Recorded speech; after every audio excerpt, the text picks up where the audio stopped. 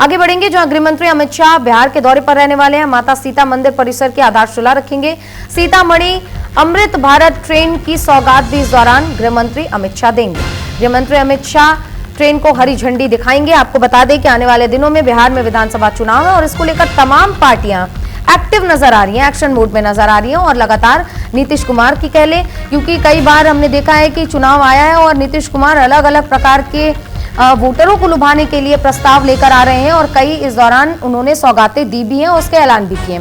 इसी बीच वंदे भारत जो है अमृत भारत ट्रेन की सौगात देते हुए आज गृह मंत्री अमित शाह नजर आएंगे। सीतामढ़ी में माता सीता के मंदिर के आधारशिला रखेंगे और ये मंदिर जो है वो जल्दी पूरा कर लिया जाएगा, क्योंकि माना जाता है कि वहां पर माँ सीता जो है वहां पर उनका जन्म हुआ था और उसके बाद वहां पर मां सीता का अब तक मंदिर नहीं है और इसीलिए वहां पर मंदिर की आधारशिला रखी जाएगी। गृह मंत्री अमित शाह वहां पर पहुंचेंगे। ये तस्वीरें देखिए, आपको हम दिखा रहे हैं जहां पर तो गृह मंत्री अमित शाह थोड़ी देर में वहां पहुंचेंगे और देखिए किस तरीके से वहां पर तैयारियां पूरी कर ली गई हैं।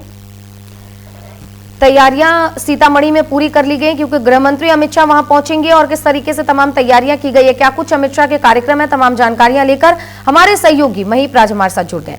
महीप, किस तरीके से सीतामढ़ी में तैयारियां की जा रही है, गृह मंत्री अमित शाह कब पहुंचेंगे, क्या है उनके कार्यक्रम? जी बिल्कुल, आज बता दें कि सीतामढ़ी के पुरौना धाम में जो है वह देश के गृह मंत्री हैं अमित शाह, वो पहुंचेंगे और दिल्ली से 1 बजे के आसपास वो दरभंगा एयरपोर्ट पहुंचेंगे और उनके साथ फिर वहां से बिहार के मुख्यमंत्री नीतीश कुमार भी रहेंगे और दोनों जाकर सीधा मां जानकी का जो जन्म स्थल है पुरौना धाम, वहां वो लोग जो है आधारशिला रखेंगे मंदिर का और साफ तौर पर है 882 करोड़ रुपए की लागत से जो है इस मंदिर का निर्माण होने जा रहा है। ऐसे में अब देखना यह है कि जिस तरह से जो चुनाव है ठीक उसके पहले इस तरह का जो गिफ्ट बिहार वासियों को मिल रहा है उसको लेकर अब किस तरह की राजनीति होती है, क्योंकि बिहार और राजनीति दोनों एक साथ ही चलती है और जिस तरह से आज खुद केंद्रीय गृह मंत्री अमित शाह आ रहे हैं उसको लेकर भी बिहार में जमकर राजनीति है। ठीक है, महीप ये भी बताइए जरा, क्योंकि जिस तरीके से आज सीतामढ़ी वो पहुंचेंगे, आने वाले दिनों में बिहार में विधानसभा चुनाव है, क्या क्या घोषणाएं अमित शाह कर सकते हैं, क्योंकि आज मुख्यमंत्री भी उनके साथ मौजूद रहेंगे तो सबकी निगाहें आज गृह मंत्री अमित शाह किस दौरे पर रहने वाली है?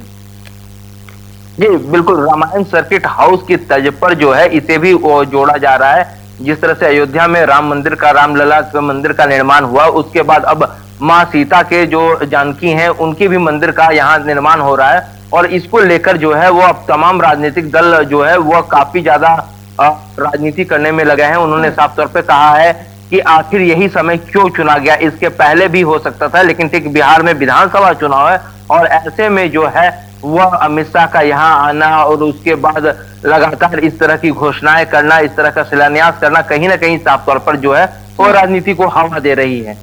ठीक है, महीप, क्योंकि आप वहां मौके पर मौजूद हैं तो ये भी जरा बताइए, क्योंकि बिहार में किस तरीके से गृह मंत्री अमित शाह को लेकर लोगों का इंतजार है और उत्साह भी देखने को मिल रहा है, क्योंकि जब भी गृह मंत्री या प्रधानमंत्री बिहार पहुंचते हैं तो काफी भारी मात्रा में सौगातें लेकर पहुंचते हैं और साथ ही चुनाव भी है, इसको लेकर भी किस तरीके से लोगों में उत्साह देखने को मिल रहा है?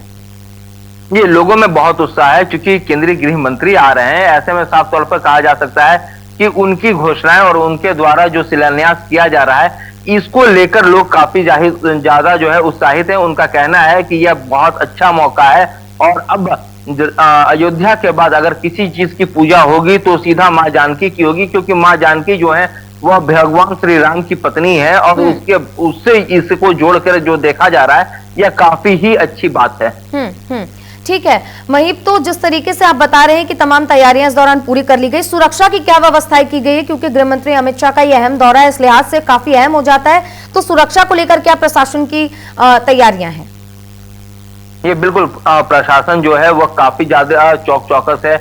लगातार जो है 1050 से अधिक पुलिसकर्मियों को वहां लगाया गया है, किसी भी तरह की अप्रिय घटना ना हो, चूंकि देश के जो केंद्रीय गृह मंत्री हैं वह यहाँ आ रहे हैं और क्योंकि माँ जानकी का जो मंदिर है उसका आधारशिला रखने जा रहे हैं। ऐसे में पूरी तरह से जो सुरक्षा के इंतजाम है उसे पुख्ता कर लिए गए हैं। चप्पे चप्पे पर पुलिस 1050 से अधिक जो है वो सिपाहियों को लगाया गया है। उसके अलावा 12 डीएसपी लगाए गए हैं, यानी अगर चाहे तो परिंदा भी पर नहीं मार सकता। ठीक है महीप, तमाम जानकारियों के लिए आपका बहुत बहुत धन्यवाद।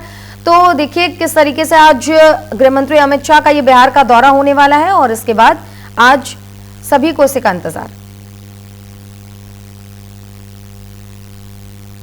इसको बहुत बहुत धन्यवाद है हमारे अमित शाह जी, देश के गृह मंत्री जी हैं।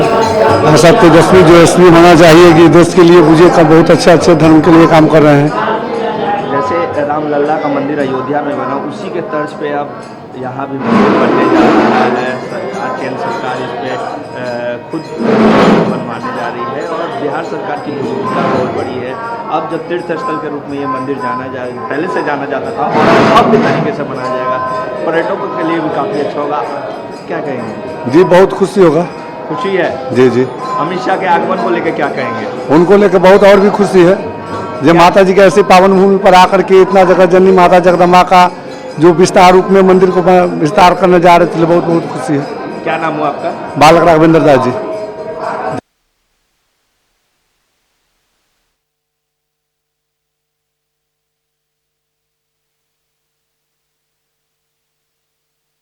तरीके से हम लोग ने इंतजाम किए हुए हैं। हर जगह पे फोर्स और पदाधिकारी, दंडाधिकारी की प्रतिनियुक्ति की गई है और सभी जगह पे एरिया डोमिनेशन भी किया गया है और हम लोग जो भी मानक है सुरक्षा के, उनका अनुपालन करके सब जगह फोर्स की प्रतिनियुक्ति और सब लोग अलर्ट मोड में सब लोग रहेंगे।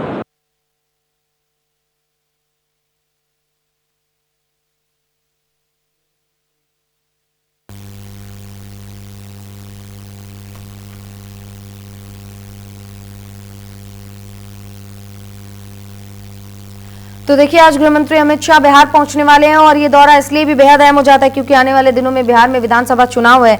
सीतामढ़ी में मां सीता के मंदिर का आधारशिला रखते हुए गृहमंत्री इस दौरान नजर आएंगे। तो विपक्ष जो है वो हमलावर लगातार नजर आ रहा है। विपक्ष का कहना है कि अब से पहले यानी कि यही समय क्यों चुना गया आधारशिला रखने के लिए। और दूसरी बात यह कि जिस तरीके से लगातार विपक्ष इस मुद्दे को लेकर सरकार को घेरता हुआ नजर आ रहा है,